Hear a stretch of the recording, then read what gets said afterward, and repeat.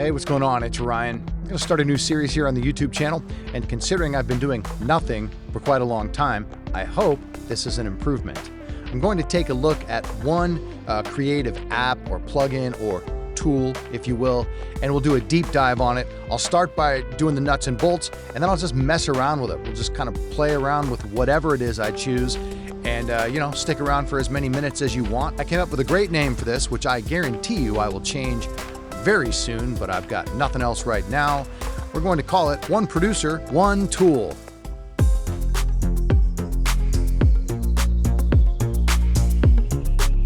All right, let's get down here to the screen. What we are looking at today is AI stem separation. There are videos, and actually great videos out there, that go through a whole ton of resources.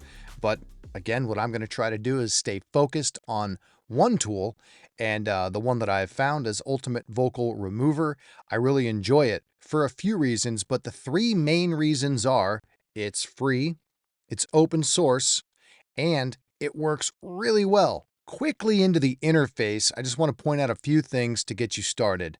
Here's the website, ultimatevocalremover.com.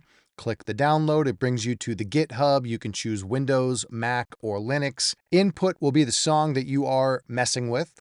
So I always recommend using waves in anything like this, because if you start with an already sort of degraded format, especially an MP3 and a bad MP3, you just aren't going to get good results. So your output is going to be where it saves whatever it is you've chose to do. Ensemble mode gives you the option for vocals and instrumental, and really that's what I want. So I saw that, went, all right, let's dive in, and it turns out ensemble mode is good because it allows you to use multiple models together.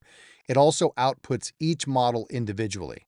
I'll stop moving my mouse around so it pops up all those dialogues. Anyway, I'm using vocals and instrumental. You could choose to output just the drums and just the not drums, just the bass and just the not bass. It's real technical, I know. This right here is basically how much resources do you want to put on the vocal output and or the instrumental output. GPU conversion, if you have a good GPU, go ahead and use it to do some of the heavy lifting. It'll work faster. If you want vocals only, great. Instrumental, you get it. I went in sample mode because I didn't want to output the entire song that in fact, I did 3 songs that I'm going to show you.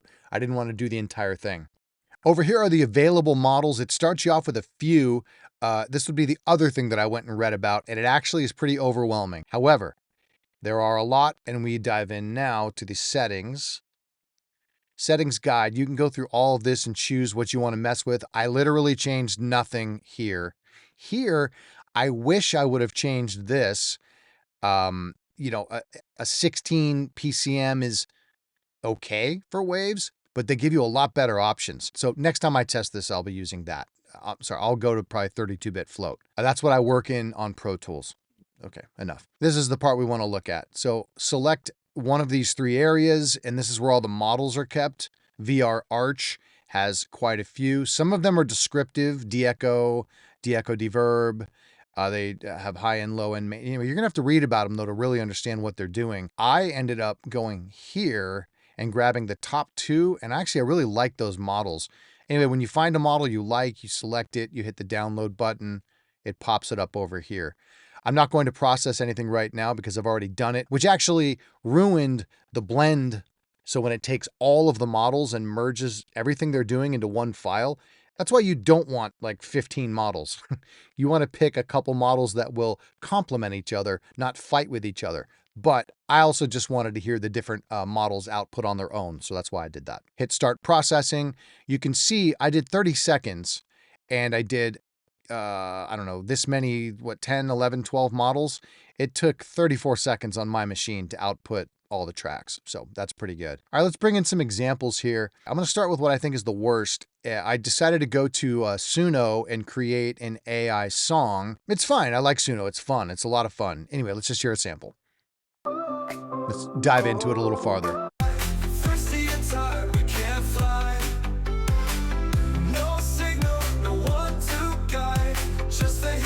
Get into the hook.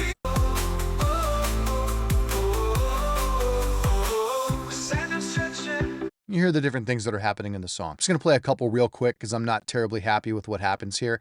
I think the master on these AI generated tracks are pretty lackluster, and the fidelity of the track in general just isn't that great. So I've learned that you really need to start with a high quality piece of music to get the best results. Let's hear what the karaoke one does to it.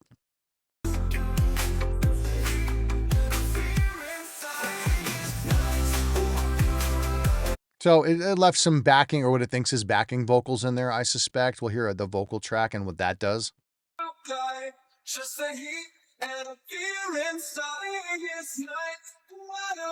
don't really think it's useful. Here's my HT Demukes, which I liked originally, but this is on the AI song.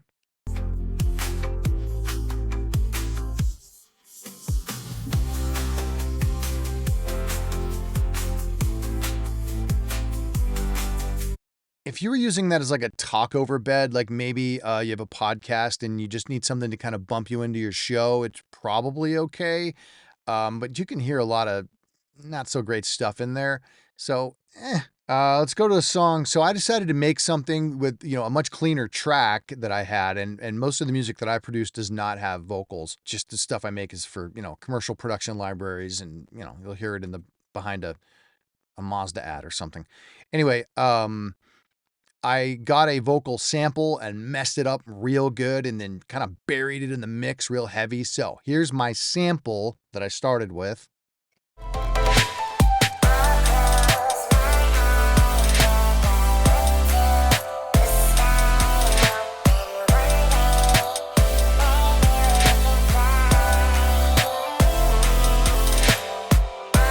So obviously I pitched up the sample, messed it up pretty good, and then I also pitched it down and did a little bit of a call response thing. It was kind of hit or miss. Maybe we'll start like we did before, play what they did for the karaoke.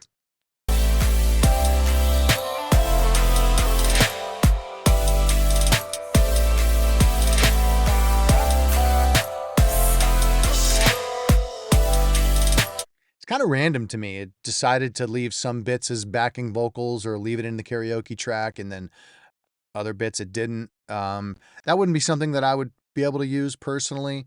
And then here's a model I'll play that a lot of people were talking highly about.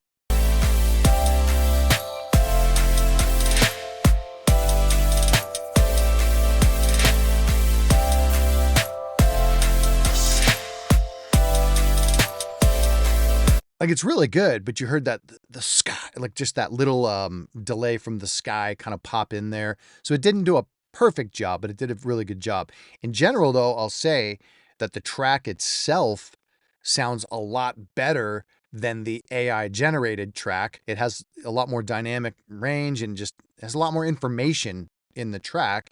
And my master, so it was able to produce a better instrumental without all that sort of warbly, phased out, faded out randomness.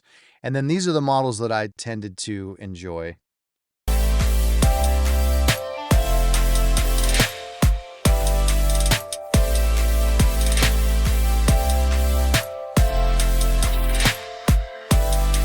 And then I think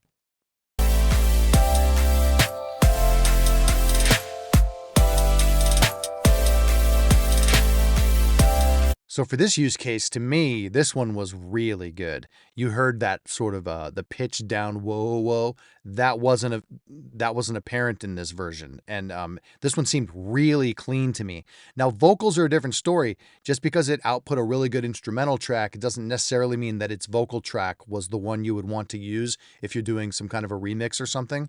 But we'll sample a couple.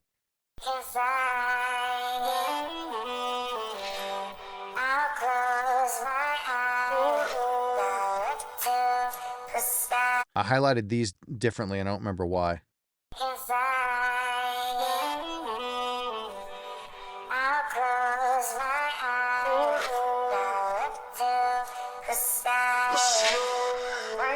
So it caught the snare a little, but not the clicky hats for some reason. So another example of a song that did pretty well. I would say it did better than the AI song, but not perfect, but still really happy with that. I was really pleased with that. Now we're going to go to a piece of music that is from one of the production libraries that I work with. This isn't my song. I don't even produce for this label. It's a very well-produced track, and then the vocals are really out front. You know, this is definitely the type of song you'd hear on the radio, and we'll get a sample first. 1, put your glasses up. 2, Push if you in. had watch me make a move to something new. Let me hear the karaoke. Watch me make a move to something. So this was really interesting to me. The karaoke on the other tracks I did tended to get rid of a lot of the vocals, and then they would leave some backing stuff, or what it thought was backing stuff. These karaoke models were like, nope, we're not getting rid of any of it. Cool, thank you. I'll go away now. So karaoke models didn't work well on this, and that's fine. That's why we use different models. We play, what was the one we liked? I think it was this one.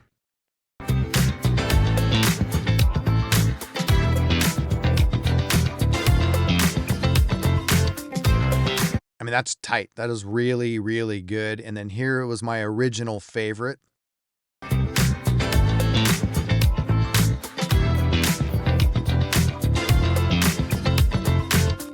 Let's hear the original one more time.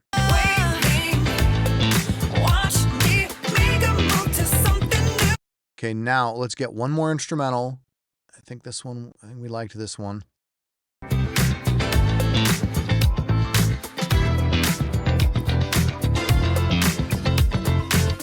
All right, keep that in your head. We're going to hear the original artist's instrumental bounce.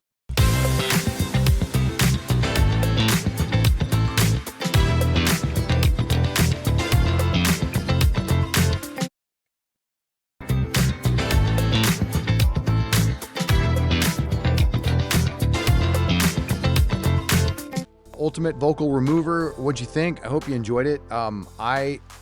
You know, it was one of those deals where not only when I grabbed it the first time, I enjoyed it, but it sparked me to, you know, do a series like this and take one singular creative tool and do a deep dive on it. And for me, you know, bang for the buck, it's free. Open source, meaning it's going to be constantly developed, and you know, it's really limitless on how far it can grow. And then the fact that it works so well. It's not perfect, but again, like I said, I think near the beginning, as far as all these AI stem separators, to me, this one is the best because of all the models it's accessing. It aggregates and lets you use a lot of models at the same time. And I don't know, it's clean, it's light, it's elegant, it gets the job done, and the results are pretty outstanding. So if you have any comments on what you heard, you want to correct me on something, I'm fine with that. I got a thick skin. You want to add to the conversation, obviously comment, and I'd love a like, and obviously hit the subscribe, and I'll be back with more of these very soon. Thanks a lot for checking it out.